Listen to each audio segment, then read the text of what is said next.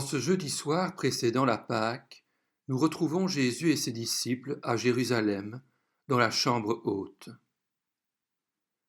Jésus venait de laver les pieds de ses disciples, leur donnant le plus bel exemple qui soit d'amour et d'humilité. Sachant ce qu'il attendait, il allait maintenant éloigner Judas.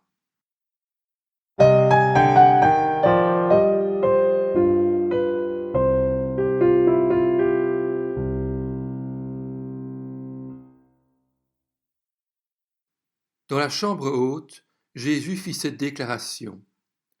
Il faut que l'Écriture s'accomplisse. Celui qui mange avec moi le pain a levé son talon contre moi. Dès à présent, je vous le dis, avant que la chose arrive, afin que lorsqu'elle arrivera, vous croyiez à ce que je suis. En vérité, je vous le dis, celui qui reçoit celui que j'aurai envoyé me reçoit, et celui qui me reçoit reçoit celui qui m'a envoyé. Ayant ainsi parlé, Jésus fut troublé en son esprit.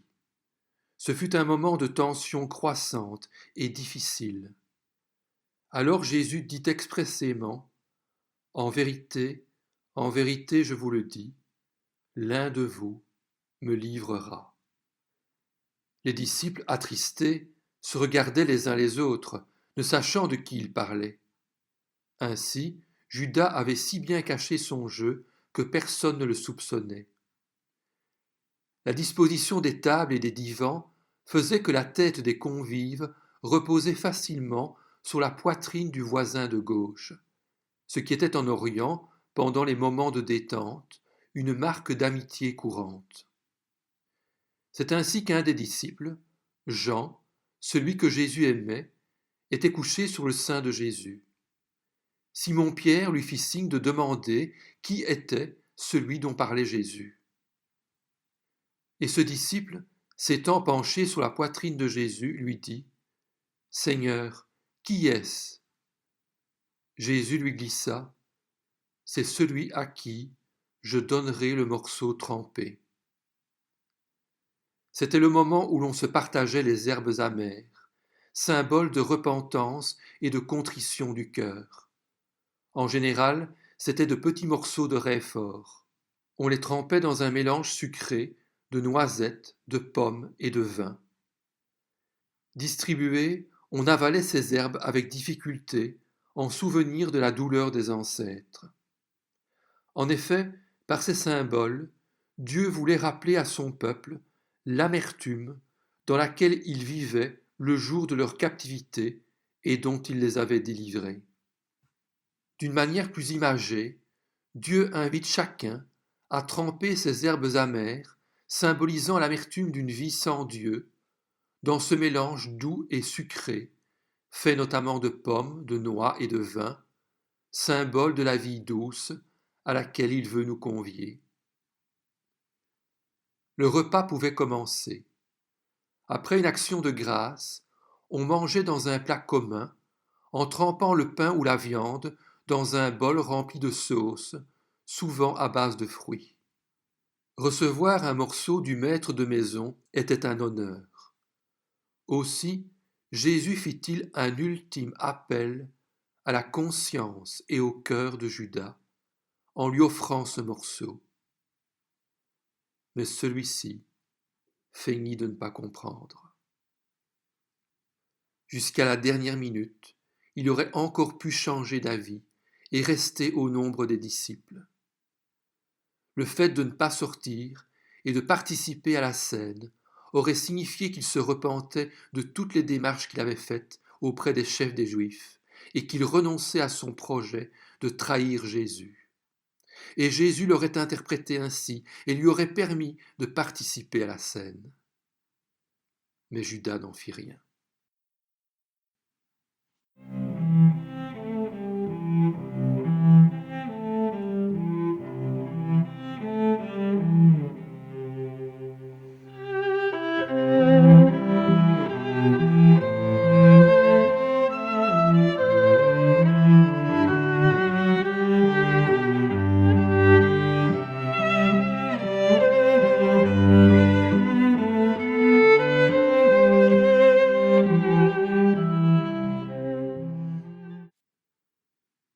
Jésus, ayant trempé un morceau, le donna à Judas, fils de Simon l'Iscariote.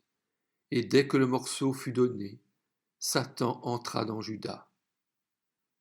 Jésus lui dit, « Ce que tu fais, fais-le promptement. » Mais aucun de ceux qui étaient à table ne comprit pourquoi il disait cela.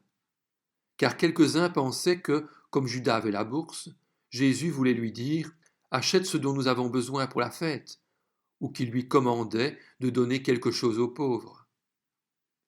Judas, ayant pris le morceau, se hâta de sortir. Il faisait nuit. Judas venait de quitter la lumière pour sortir dans les ténèbres du péché. Lorsque Judas fut sorti, le pouvoir des ténèbres quitta le lieu. En acceptant le chemin de la croix dont il venait de donner le signal à Judas, Jésus fut glorifié. Désormais, il put ouvrir son cœur à ses disciples et leur donner ses dernières instructions. Il leur dit, « Maintenant, la gloire du Fils de l'homme a été révélée, et la gloire de Dieu a été révélée en lui. Si la gloire de Dieu a été révélée en lui, Dieu aussi révélera sa gloire en lui-même, et il la révélera très bientôt. Mes petits enfants, je suis encore avec vous pour un peu de temps. Vous me chercherez, et ce que j'ai dit aux Juifs, vous ne pouvez pas venir où je vais, je vous le dis à vous aussi maintenant. Je vous donne un commandement nouveau. Aimez-vous les uns les autres. Comme je vous ai aimé, vous aussi, aimez-vous les uns les autres. C'est à cela que tous reconnaîtront que vous êtes mes disciples, si vous avez de l'amour les uns pour les autres. » Simon-Pierre lui demanda alors, « Seigneur, où vas-tu » Jésus répondit, « Tu ne peux pas me suivre maintenant, là où je vais, mais tu m'y suivras plus tard. » « Seigneur, lui dit Pierre, pourquoi ne puis-je pas te suivre maintenant » ? « Simon, Simon, répondit Jésus, Satan vous a réclamé pour vous passer au crible, comme le blé. » Le criblage du blé était une opération qui servait à séparer le blé de la balle et des autres impuretés.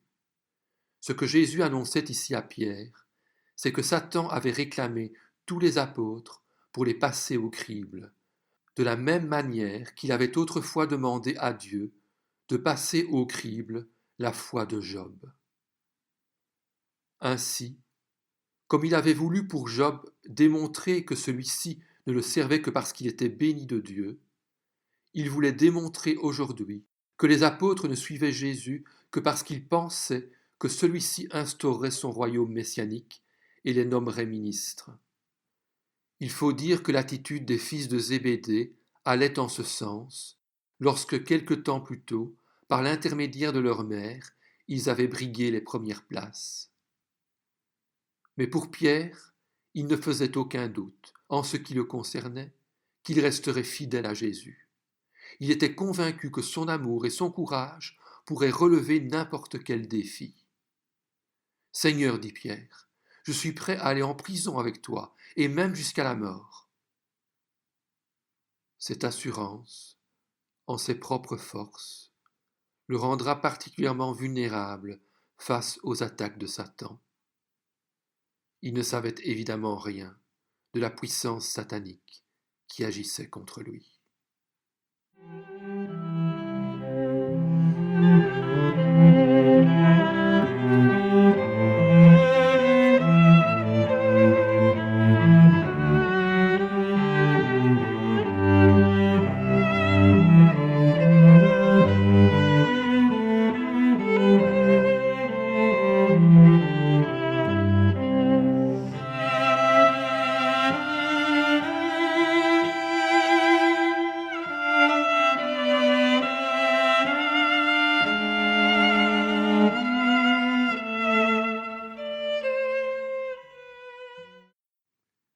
Jésus répondit à Pierre, « Tu donneras ta vie pour moi ?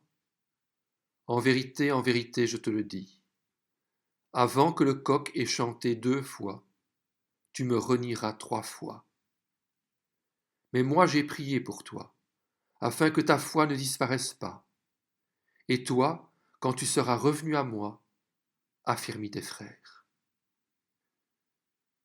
Ainsi, Jésus n'a pas fait en sorte que Pierre soit dispensé des épreuves de Satan, mais il a prié pour Pierre, afin que ces épreuves affermissent la foi de l'apôtre et sa confiance en Dieu seul.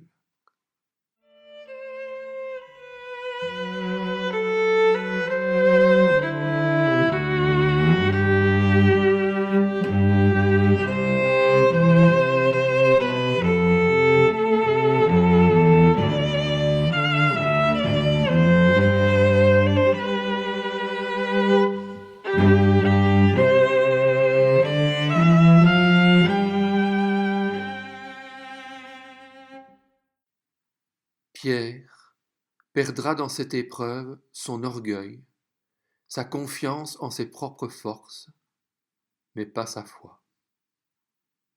Il n'empêchait que l'annonce du reniement de Pierre avait dû complètement ébranler les autres disciples, au point qu'ils se demandèrent si Pierre n'était pas le traître.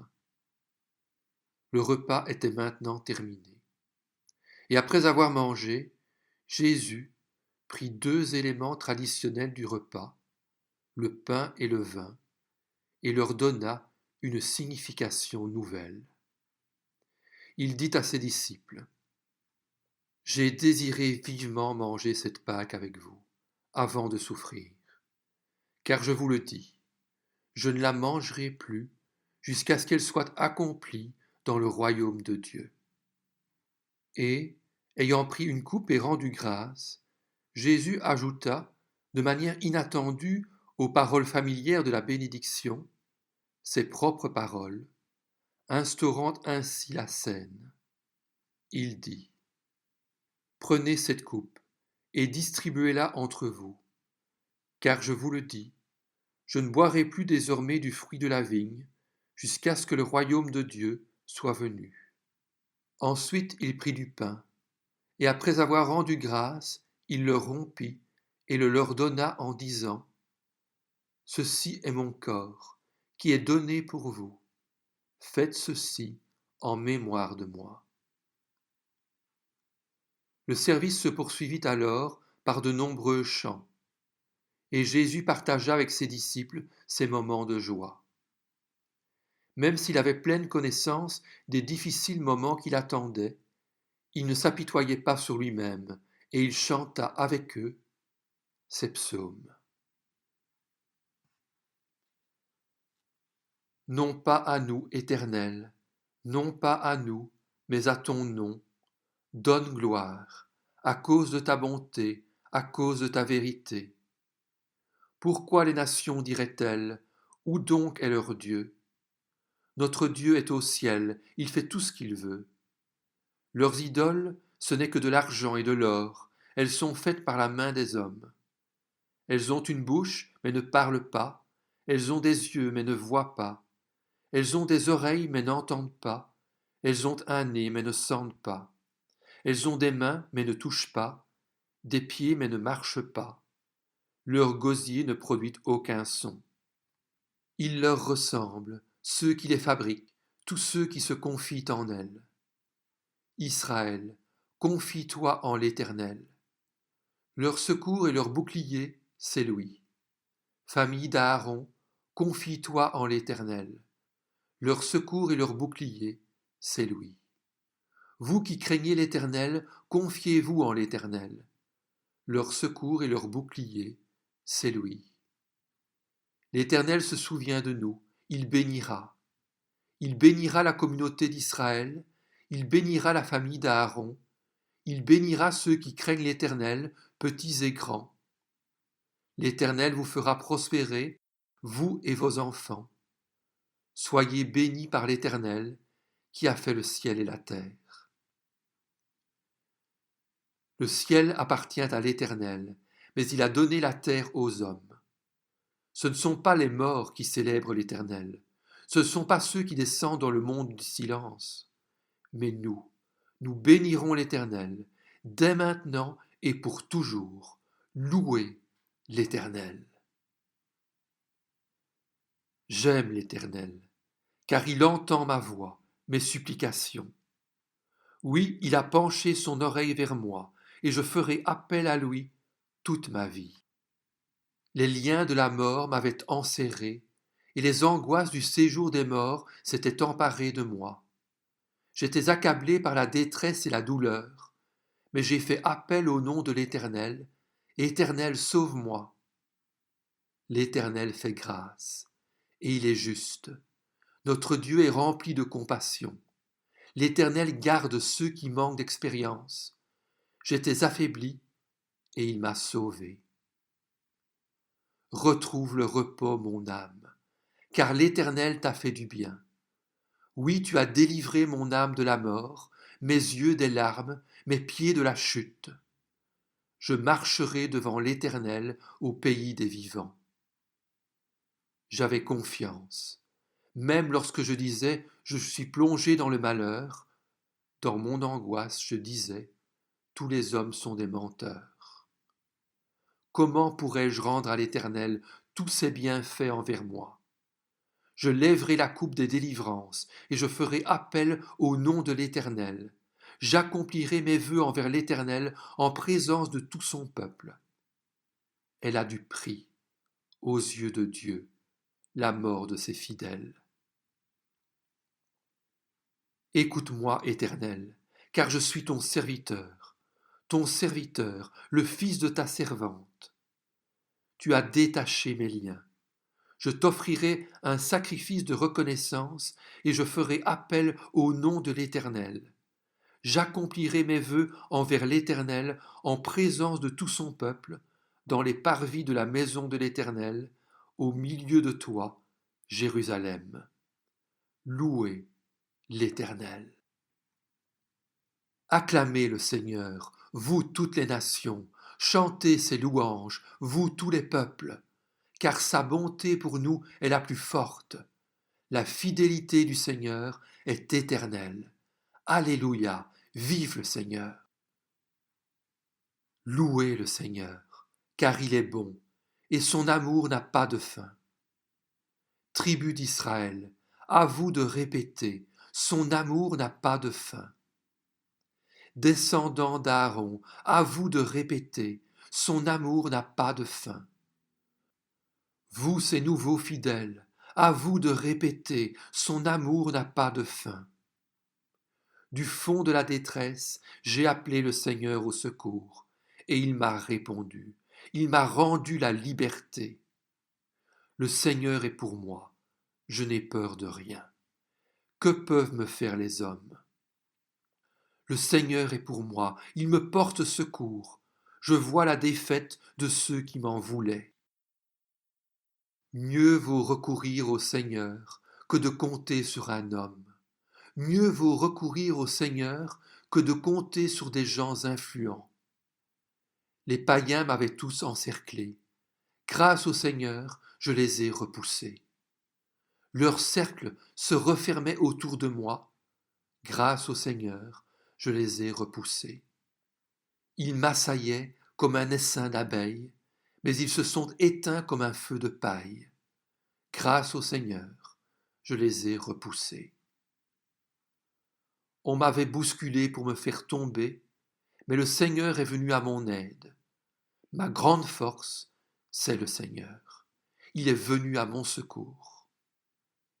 Des cris de joie et de délivrance remplissent les tentes des fidèles. La main droite du Seigneur est victorieuse. La main droite du Seigneur est haut levée. La main droite du Seigneur est victorieuse.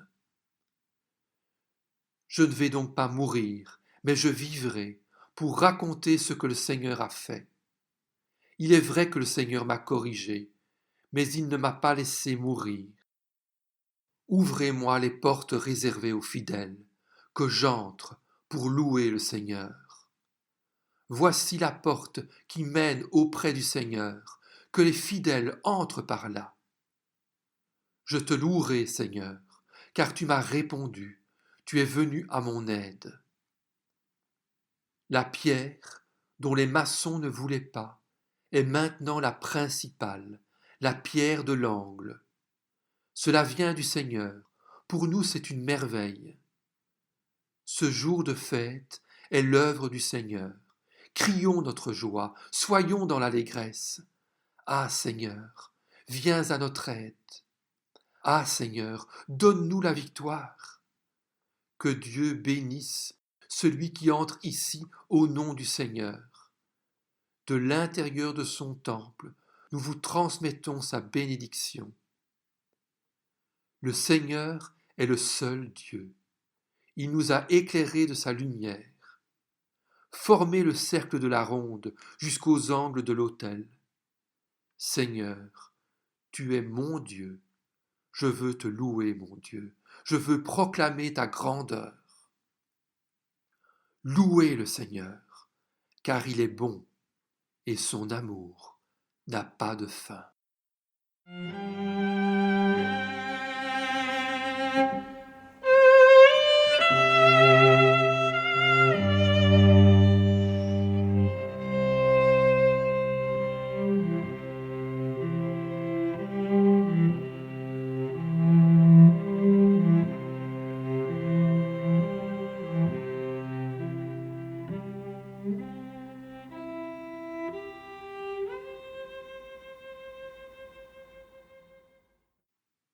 Après ces chants, le service s'achevait par une quatrième et dernière coupe.